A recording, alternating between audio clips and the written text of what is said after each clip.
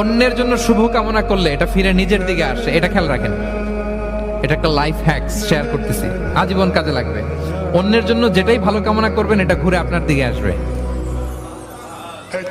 অনেকে বলে হুজুর ওর জন্য দোয়া করে আমার কি লাভ? নিজের জন্য আল্লাহ আমারে মাফ করে দাও, আল্লাহ আমারে সমৃদ্ধি দাও, আল্লাহ আমার বেতন বাড়াও, আল্লাহ আমার ব্যবসায় বরকত দাও, আল্লাহ আমার ছেলেরা হাফেজ বানাও, আল্লাহ আমার বউ, আল্লাহ আমার মেয়ে, আল্লাহ আমার আমার আমার সব আমার ভালো আপনি চাচ্ছেন নিজের জন্য, অন্যদের জন্যও চান। আল্লাহ আমার সব ভাইদেরকে মাফ করো, আল্লাহ আল্লাহ আমার গোটা মুসলিম উম্মাকে তুমি বরকত দাও, কল্যাণ দাও, নেতৃত্বে আসার তৌফিক দাও, আল্লাহ সবাইকে সুস্বাস্থ্য দাও। এটা ফিরে আপনার দিকে আসবে।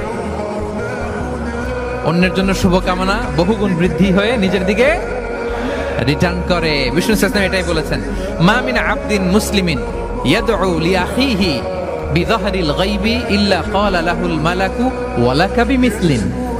কেউ যদি তার ভাইয়ের অনুপস্থিতি তার ভাইয়ের জন্য দোয়া করে, ফেরেশতারা ওই দোয়াটা তার জন্য আগে আগে করে।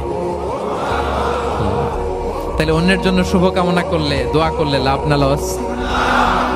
ধরেন আমি মোশাররফ ভাইয়ের জন্য দোয়া করলাম যে আল্লাহ মোশাররফ ভাইকে তুমি সুস্থ করে দাও, তখন ফেরেশতারা বলে আল্লাহ যিনি দোয়া করতেছে তার যদি কোনো রোগ